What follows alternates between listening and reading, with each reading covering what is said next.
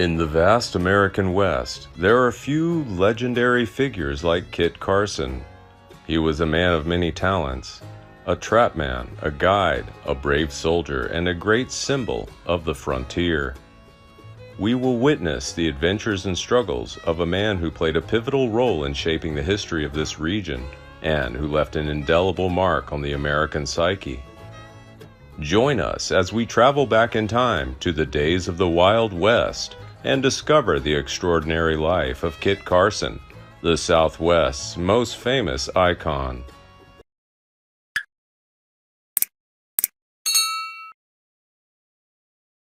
Christopher Houston Carson, better known as Kit Carson, was born December 24, 1809 in Madison County, Kentucky. He is the son of Lindsey Carson, a veteran of the American Revolution, and Rebecca Robinson Carson, cousin of the legendary border guard Daniel Boone, through her family ties. When Carson was 2 years old, his family moved to Howard County, Missouri, where he spent most of his childhood in Boone's Lick. During that time, William Becknell, a resident of Boone's Lick, set out to explore the newly established Santa Fe Trail. When he returned with news of his successful ride, the Santa Fe Trail was widely known, and the new community of Franklin, Missouri, near Boone's Lick, became the trail's birthplace.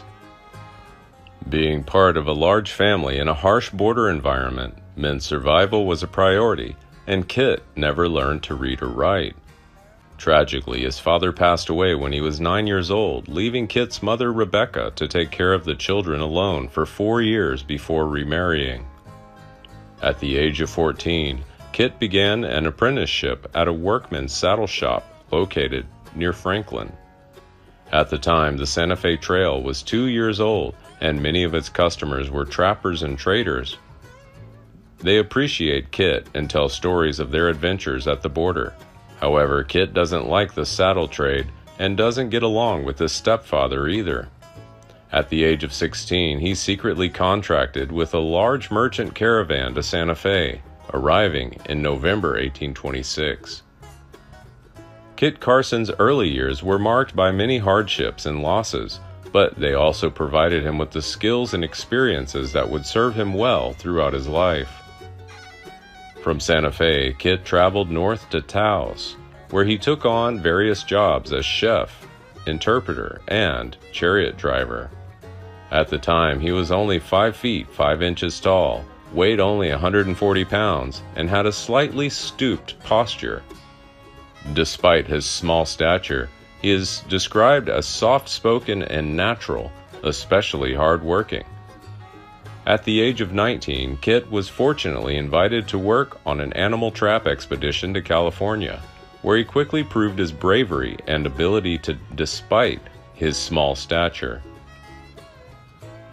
For 12 years, from 1828 to 1840, Carson used Taos as a launching pad for many expeditions throughout the mountains of the West. Along the way, he meets other famous border guards such as Jim Bridger, Tom Broken Hand Fitzpatrick, and Dr. Marcus Whitman. His best friend, Lucien Maxwell, owned the largest land bank in New Mexico and eventually became his brother-in-law. Carson, like many other trappers, assimilated into the world of the Indians, traveling and living widely among different tribes.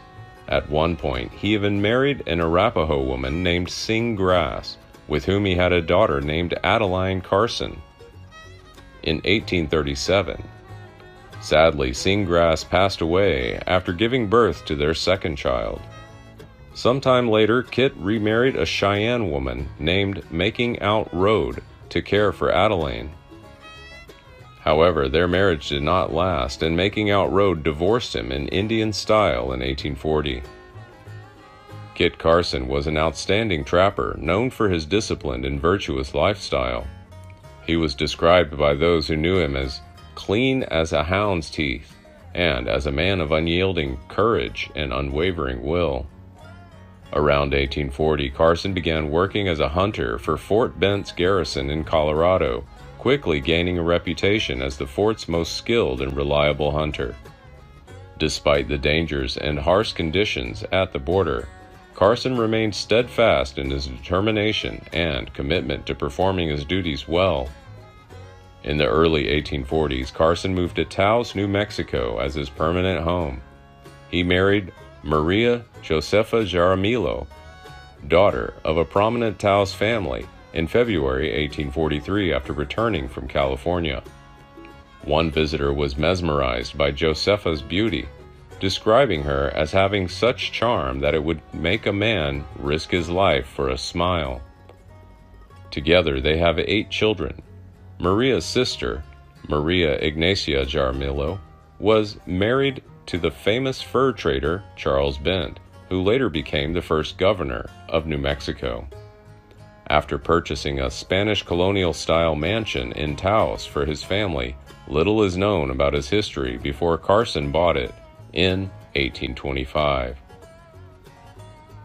Carson continued as Fremont's instructor, and Fremont joined the Bear Flag Rebellion in California just before the outbreak of the Mexican-American War in 1846. Carson went on to play an important role in the conquest of California, serving in the war. Carson also led General Stephen Kearny's force from Sirocco, New Mexico, into California when a Californio band led by Andres Pico challenged the American occupation of Los Angeles later that year. On December 6, 1846, these forces were attacked by the Mexicans at San Pascual, about 30 miles north of San Diego. Carson and 2 others secretly crept through enemy lines on the 3rd night of the battle and ran as far as San Diego, where they aided Kearny's pinned force. From here, Carson emerged as a hero of the Battle of San Pascual, many of whom admired and wanted to meet him in person. Kit Carson was away from home when the Taos Rebellion broke out in April 1847. His brother-in-law, Governor Charles Bent, was brutally murdered during the rebellion, and Carson returned to find his family in danger. He quickly acts to protect his wife, Josefa, and her sister from the violent mob. Carson was desperate to settle down and invest in an agribusiness, so he teamed up with old friend Lucien Maxwell and invested $2,000 in an agricultural venture. Maxwell inherited the largest land grant in American history, located along the Cimarron River, about 65 miles east of Taos. 2 friends bought goods, seeds, and hired workers to build buildings on Rayado Creek. Although the area was exposed to the raiders of the Plains Indians, it was also along a mountain branch of the Santa Fe Trail, and Maxwell moved his family there that year. In 1849, despite not wanting to leave his family after Josefa had just given birth, Carson built a small house on their new land. However, he was soon called to lead soldiers in the hunt for the Jicarilla Apache and Ute Indians, who had carried out the White Massacre in northeastern New Mexico. After the battle, Mrs. Ann White, her servant, and her young daughter were kidnapped. Mrs. White was later found dead, but her servant and daughter were never found. In 1853, Kit Carson and his partner, Lucien Maxwell, successfully herded a large flock of sheep to California, where the gold rush brought them a substantial profit. The following year, Carson was appointed India agent for Ute and Apache in Taos, New Mexico, a position that allowed him to spend more time with his family. However, the Civil War changed everything. In 1861, when Carson was called to serve his country, Carson helped organize New Mexican infantry volunteers during the Civil War, and he saw action at the Battle of Valverde in 1862. Despite his involvement in the Civil War, most of Carson's military activity was directed at Carson. Navajo Indians who refused to be held captive during the Civil War, a remote reserve established by the Army. In response, Carson waged an economic war against the Navajo at the request of his commanders in the United States Army. He marched through the heart of their territory, destroying their crops and confiscating their livestock. When the Navajo were unable to defend themselves against the Americans, the Ute, Pueblo, Hopi, and Zuni took advantage of their weakness and joined the war against them. In 1864, Carson ordered the arrest of nearly 8,000 Navajo men, women, and children on a long hiking from Arizona to Fort Sumner, New Mexico, a journey nearly 300 miles long. The poorly planned site quickly became rife with disease and barren land, causing great suffering for the Navajo people. Carson was ordered to make this move, but he was kind to the Navajo. In 1868, the Navajo were allowed to return to their ancestral lands along the Arizona-New Mexico border. The Navajo were finally able to rebuild their lives and recover their cultural heritage after the war. In 1865, Kit Carson was promoted to Brigadier General and recognized for his efforts and outstanding service.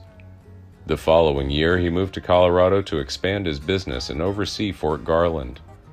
However, ill health forced him to resign, and in 1868, the family settled in Boggsville. Washington and the Commissioner for Indian Affairs urged Carson to come to D.C. to escort several Ute leaders to the president to beg for aid. Despite his deteriorating health, he is still waiting for an appointment as Indian agent for Cheyenne and Arapaho in Colorado. Sadly, on April 23, 1868, his beloved wife, Josepha, passed away from complications in childbirth. Josepha's death is a great loss to Carson. A month later, Carson also died suddenly. He died of an abdominal aortic aneurysm in the presence of Dr. Tilton and his friend Thomas Boggs. His last words were, "Goodbye, adios, friends." Carson was buried next to his third wife in Boggsville and later moved to Taos, New Mexico for his final resting place.